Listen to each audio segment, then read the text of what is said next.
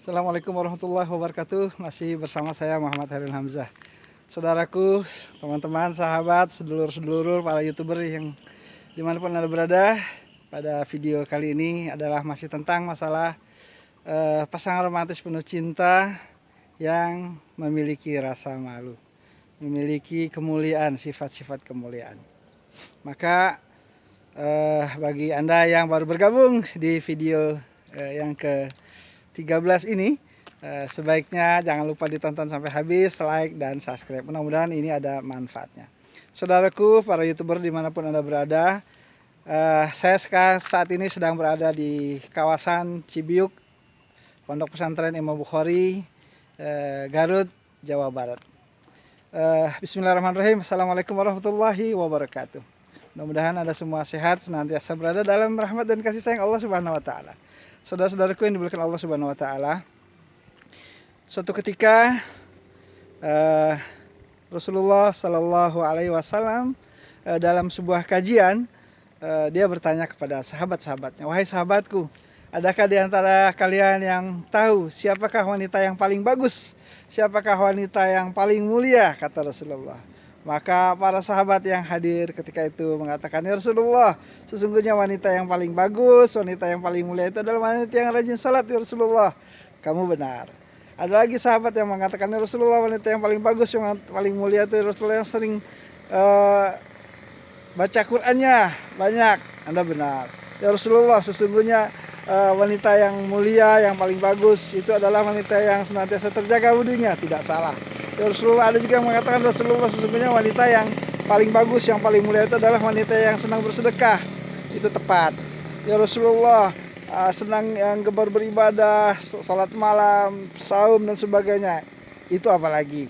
Maka tapi bukan itu yang aku maksudkan, kata Rasulullah Sallallahu Alaihi Wasallam. Maka sahabat menjadi bingung, apa ya yang dimaksudkan. Maka Rasulullah mempersilahkan sahabat-sahabatnya untuk pulang ke rumah masing-masing dan bertanya, barangkali istrinya mengetahui jawabannya. Maka sahabatku, pasangan romantis penuh cinta, semua pada pulang. Termasuk di antara sahabat yang hadir ketika itu adalah Ali bin Abi Thalib radhiyallahu anhu.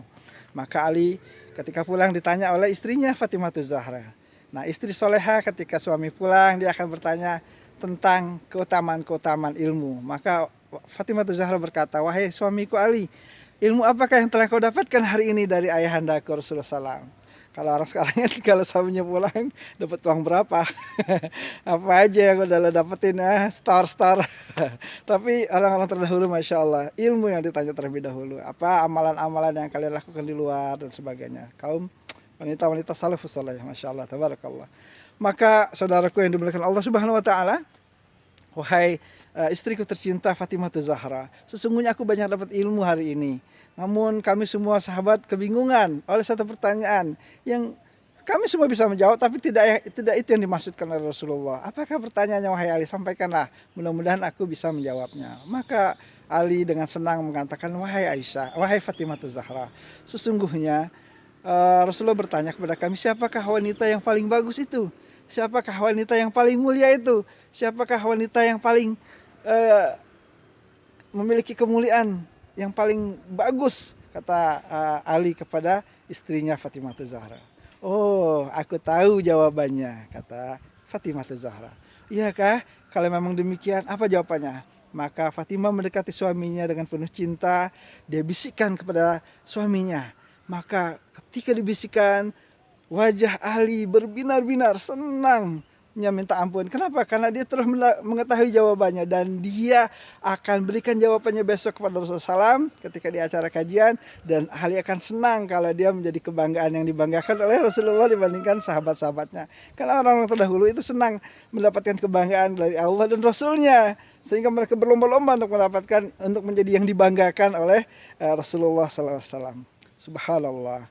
Kemudian saudaraku, para pasangan penuh cinta, pasangan romantis penuh cinta, maka esok harinya ketika kembali ke acara kajian, maka Rasulullah kembali bertanya, "Wahai sahabat-sahabatku, siapakah di antara kalian yang sudah mendapatkan jawaban pertanyaan saya yang kemarin, bahwa siapakah wanita yang paling mulia, siapa wanita yang paling bagus itu?" Maka Ali mengatakan, "Wahai Rasulullah, Aku tahu jawabannya. Oh iya kah?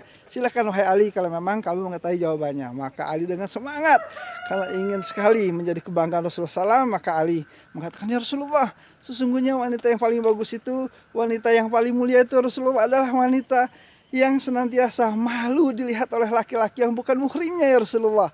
Dan malu untuk melihat laki-laki yang bukan muhrimnya. Ada perasaan malu, risih, gelisah, resah, tidak senang, tidak nyaman ketika dia dilihat oleh laki-laki yang bukan muhrimnya. Dan dia pun tidak senang, kecuali yang dia lihat adalah muhrimnya. Ayahnya, suaminya, anaknya, dan sebagainya. Masya Allah, kamu benar wahai Ali. Maka itulah jawaban yang tepat. Jadi wanita yang paling bagus, wanita yang paling mulia menurut pandangan Rasulullah SAW adalah, menurut Allah dan Rasulnya, adalah wanita yang senantiasa memiliki rasa malu. Dihiasi dirinya dengan mahkota kemaluan, mahkota rasa malu. Malu kalau berbuat yang tidak baik. Malu kalau dirinya wanita itu dilihat oleh laki-laki yang bukan muhrim. Kalau generasi sekarang, zaman akhir zaman ini, wanita malah berlomba-lomba ingin dilihat, ingin disaksikan, ingin dipamerkan kecantikan, elok, lekuk tubuhnya. Sedangkan orang-orang terdahulu sangat malu. Saudaraku, para pasangan romantis penuh cinta, sesungguhnya hendaknya kita harus menjadikan diri kita dihiasi dengan perasaan malu. Rasa malu itu harus kita tumbuhkan, karena dengan rasa malu itulah kita akan menjadi orang yang bagus, menjadi orang yang sangat mulia. Utama adalah kalian kaum wanita. Bukan berarti kaum laki-laki tidak, kaum laki-laki pun demikian. Nah, kemuliaan daripada kaum laki-laki adalah dengan menundukkan pandangan matanya terhadap kaum wanita, kemudian menjaga kemaluannya dan sebagainya, sehingga dia akan menjadi laki-laki yang bagus, laki-laki yang mulia, laki-laki yang senantiasa terjaga, insya Allah. Kemudian kisah berikutnya adalah ketika Fatimah Zahra duduk di teras rumahnya. Teras rumah Rasulullah itu tidaklah besar, karena Rasulullah keluarganya keluarga yang sangat sederhana, bahkan boleh dikatakan keluarga yang sangat sederhana.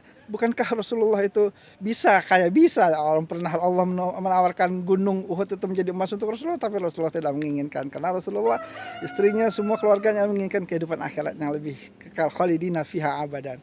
Maka ketika ada di teras, Fatimah Zahra menangis ketika ada sekelompok orang lewat yang kemudian menggotong mayat yang dibungkus di atas kepalanya. Menangis sejadi-jadinya Fatimah Zahra di hadapan Asma. Maka Asma berkata, Asma bin Abu Bakar, wahai putri Rasulullah, Fatimah Zahra, apakah yang membuat engkau menangis begitu terharu, menyentuh kalbu? Kata Asma, aku takut wahai Asma, kalau nanti aku meninggal aku seperti itu. Bukankah kita semua akan meninggal? Iya benar, tapi bukan itu yang aku takutkan. Yang aku takutkan adalah ketika nanti aku telah meninggal, maka diriku akan seperti itu, digotong oleh banyak orang di atas kepalanya, dan akan terlihat nampak lekuk-lekuk tubuhku. Allahu ya Karim. Jauh sekali cara pandang berpikir Fatimah Zahra. Malu kalau dia nanti meninggal, dia akan nampak lekuk-lekuk tubuhnya oleh laki-laki yang bukan muhrimnya, digotong. Padahal sudah meninggal. Artinya dia berpikir kalau dia, padahal ketika dia sudah meninggal dia tidak tahu, tidak berdosa, tidak ada bersalah. Tapi begitu jauh berpikirnya supaya menumbuhkan rasa malu. Sehingga Asma mengatakan, wahai Fatimah Zahra, putri Rasulullah, ketika aku di Habasyah, aku pernah melihat ada sekelompok orang yang ketika meninggal dia buatkan sebuah kotak. Kotak itu kemudian ditutup oleh pelupah kurma. Kalau sekarang ini seperti keranda mayat yang ada di masjid-masjid, ditutup dengan kain kalau sekarang kan. Nah, senangnya minta ampun Fatimah Zahra, wahai Asma, aku berwasiat kepadamu, kalau sekiranya nanti aku meninggal, aku ingin tolong dibuatkan seperti itu, sehingga tertutup, orang tidak ada yang bisa melihat, kemudian terjaga lekuk tubuhku dari nampak orang-orang yang bukan muhrim. Maka Asma menjalankan amanah tersebut ketika Fatimah Zahra meninggal menyusul setelah kepergian ayahnya yang tidak lama kemudian. Maka saudaraku yang dimuliakan Allah Subhanahu wa taala, para pasangan romantis penuh cinta, maka harusnya ditumbuhkan rasa malu kepada diri kita pasangan masing-masing, agar rasa malu itu menjadi perhiasan yang ada dalam diri kita. Bagi teman-teman, sahabat yang baru bergabung di YouTube saya ini, jangan lupa di like, subscribe, dan sebagainya, dan dibagikan ya. Kemudian sahabatku, para YouTuber dimanapun Anda berada, Ada sebuah kisah yang juga sangat mengagumkan, yaitu kisah dari istri Rasulullah SAW, Aisyah radhiyallahu an. Ketika Rasulullah meninggal, kamarnya dibuat sekat, kamarnya Rasulullah, kamarnya Aisyah itu sama kuburannya Rasulullah itu hanya nampak ditengok sudah kelihatan. Nah, maka itu belum ada sekat dinding hijab. Namun ketika ayahnya meninggal, Abu Bakar, demikian juga, sehingga Aisyah radhiyallahu anha tidak ada rasa malu sedikit pun, karena itu adalah ayahnya dan suaminya Rasulullah SAW. Nah, ketika khalifah yang kedua Abu Bakar, Umar bin Khattab meninggal, maka Aisyah radhiyallahu ada rasa malu, maka dibuatlah sebuah semacam dinding, sebuah tembok, sekat, sutra, dan ditutup dengan hijab hitam, ya, supaya tidak nampak. Padahal Umar bin Khattab sudah meninggal, tidak mungkin Umar sudah meninggal bisa melihat, dan itu pun kamar tertutup. Tapi begitu rasa malu yang dimiliki oleh Aisyah radhiyallahu anha, sehingga dia tidak ingin walaupun itu jenazahnya Umar bisa melihat ditutup pakai hijab Allahul Karim. Itulah salah satu kemuliaan-kemuliaan wanita-wanita salafus soleh yang dimiliki, dan mudah-mudahan sifat kemuliaan, sifat yang indah mempesona rasa malu itu menjadi inspirasi, menjadi motivasi bagi kita, kalian, terutama kaum akhwat, pasangan romantis penuh cinta. Ingat, sesungguhnya kemuliaan seseorang itu ketika dia bisa menjaga rasa malunya. Kaum laki-laki, kita bisa menjaga rasa malu dengan menundukkan pandangan mata, menjaga kemaluan, dan sebagainya, yang mudah-mudahan dengan sifat-sifat itu kita juga tentunya menjadi seorang pasangan romantis, pria yang sangat mulia, yang sangat bagus di sisi Allah Subhanahu wa taala.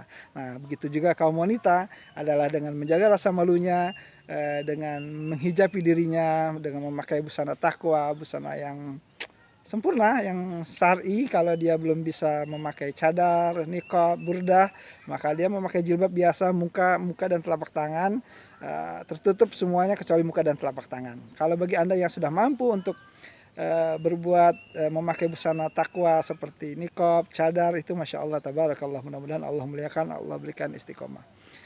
Saudara-saudaraku, sahabat-sahabatku, para YouTuber, pasangan romantis penuh cinta, bahwa sesungguhnya memiliki rasa malu adalah mahkota yang sangat terindah. Maka Rasulullah sampai mengatakan wanita yang paling bagus, wanita yang paling mulia adalah wanita yang dia malu ketika dia melihat laki-laki yang bukan muhrimnya, dan malu ketika dia ingin dilihat oleh laki-laki yang bukan muhrimnya. Itulah salah satu gambaran daripada wanita-wanita terdahulu yang senantiasa menghiasi dirinya dengan takwa, dengan sifat-sifat yang agung.